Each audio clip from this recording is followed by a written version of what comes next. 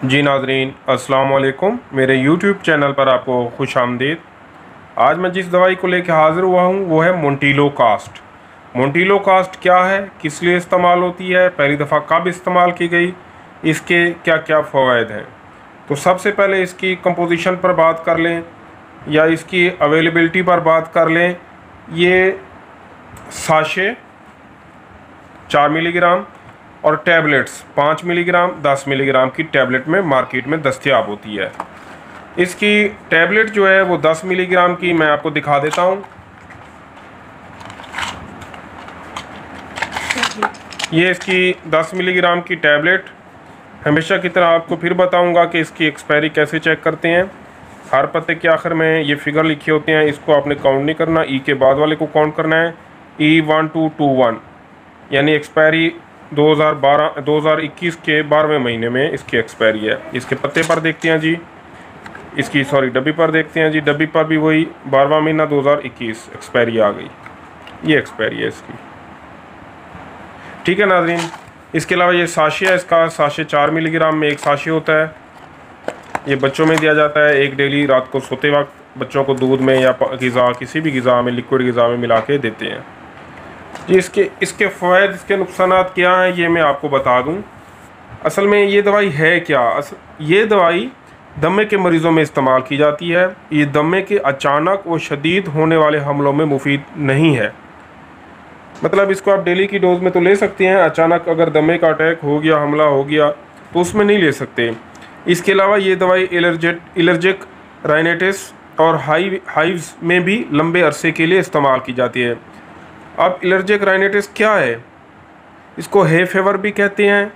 ये सोजिश की एक ऐसी किस्म है जो कि नाक में होती है। ये इस वक्त होता है जब हमारा मुदाफ़ती निज़ाम, हमारा इम्यून सिस्टम हवा में मौजूद एलर्जी के जरासीम के ख़िलाफ़ ज़्यादा लड़ता है। इसकी अलामतों में हर वक्त नाक का बहना, आँखों में पानी आना और आँखों के गिर्द सोजिश आना वगैरह शामिल हैं। आम तौर पर बहते नाक का मादा साफ़ होता है, मतलब पानी ही बहता है जो बिल्कुल साफ़ होता है। जबकि हाइव्स एलर्जी की एक किस्म है जिसको अर्टिकेरिया भी कहा जाता है। इसमें जल्द पर सुर्ख धब्बे नमूदार होते हैं जो कि उभरे हुए होते हैं और इन पर ख़ारिश होती है। अच्छा, इनको आम ज़बान में अक्सर ज़बान पंजाबी या सराइकी, इसमें द्रफड़ ये भी कहते हैं। ये नमूदार होते हैं, ये उभरे हुए होते हैं और इन पर ख़ारिश होती है। और मज़ेदार बात यह है कि ये जो धब्बे हैं ये पूरे जिस्म में फैलते रहते हैं, एक जगह से दूसरी जगह, दूसरी तीसरी जगह, लेकिन कुछ दिनों तक ये रह जाते हैं। अगर ज़्यादा देर भी रहें तो 100 में से 5% 6 हफ्तों तक जिस्म पर रह सकते हैं। मोंटिलो कास्ट को दवाई के तौर पर इस्तेमाल करने के लिए 1998 में अमेरिका ने मंजूरी दी थी। मतलब 1998 में अमेरिका ने इसको दवाई के तौर पर इस्तेमाल करने की इजाज़त दे दी थी। लेकिन 2017 में, आपको ये एक अहम बात बता रहा हूँ कि 2017 में अमेरिका में मरीज़ों को तजवीज़ की जाने वाली अद्वियात में ये 16 नंबर पर आई है। 16वें नंबर पर 16 नंबर पर आई है। इसमें इस तरह की मैं कैलकुलेशन आपको बता दूं कि तकरीबन 31 मिलियन यानी 3 करोड़ 10 लाख मरीज़ों को 2017 में ये दवाई तजवीज़ की गई। बहुत ज़्यादा मिकदार में माशाल्लाह ये तजवीज़ की गई थी। मोंटिलो कास्ट को रोज़ाना की खुराक के तौर पर इस्तेमाल किया जाता है। ये मतलब फ़ौरन के इस्तेमाल की चीज़ नहीं है, ये रोज़ाना की डोज़ इसकी दी जाती है। इससे जिसकी वजह से सांस की तंगी और सांस की नाले में पैदा होने वाली आवाज़ हो, जिनको वीजिंग कहते हैं, और दमे के दौरों में कमी लाई जाती है। वीजिंग में भी ये दी जाती है। अक्सर बच्चे, छोटे बच्चे जो पैदा होते हैं, पैदा होने के बाद वो सांस फ़ौरन, मतलब ऑक्सीजन उनको दरकार होती है या वो फ़ौरन रोते नहीं हैं तो उसकी सांस की नालें तंग हो जाती हैं। तो उसमें फिर 2 साल 3 साल जब तक वो दौड़ते नहीं हैं, सही तरीके से हरकत नहीं करते, तो उस वक्त तक उनके जो है ना फेफड़ों में मसला रह जाता है, जिसके लिए फिर इनको मोंटिलो का साशे ही दिया जाता है, डॉक्टर तजवीज़ करते हैं। लेकिन जब ये दौड़ते हैं, चलना फिरना शुरू हो जाते हैं, तो फिर ये जो है इनका खून गर्म हो जाता है, फेफड़े खुल जाते हैं, फिर इनको ये सांस की तकलीफ़ का मसला तकरीबन 70% ख़त्म हो जाता है। मोंटिलो कास्ट को एक और बात भी बता दूं आपको, वर्जिश करने वाले जो नौजवान हैं वो भी इस्तेमाल कर सकते हैं। लेकिन एक बात याद रखें, अपने डॉक्टर के मशवरे से ही मतलब ये दवाई यूज़ करें।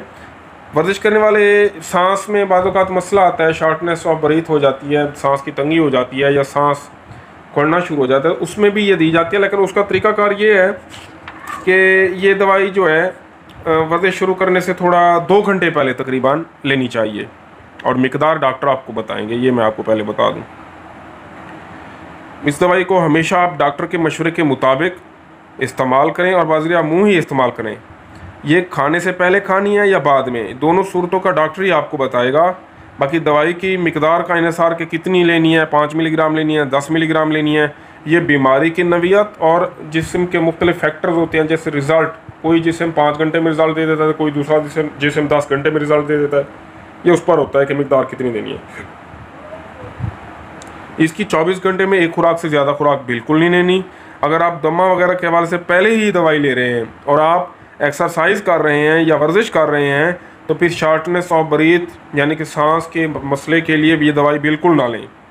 और एक और अहम बात, आखिरी बात, डॉक्टर के मशवरे के बगैर इसकी मिकदार कम या ज़्यादा बिल्कुल आपने नहीं करनी, ये याद रखिएगा।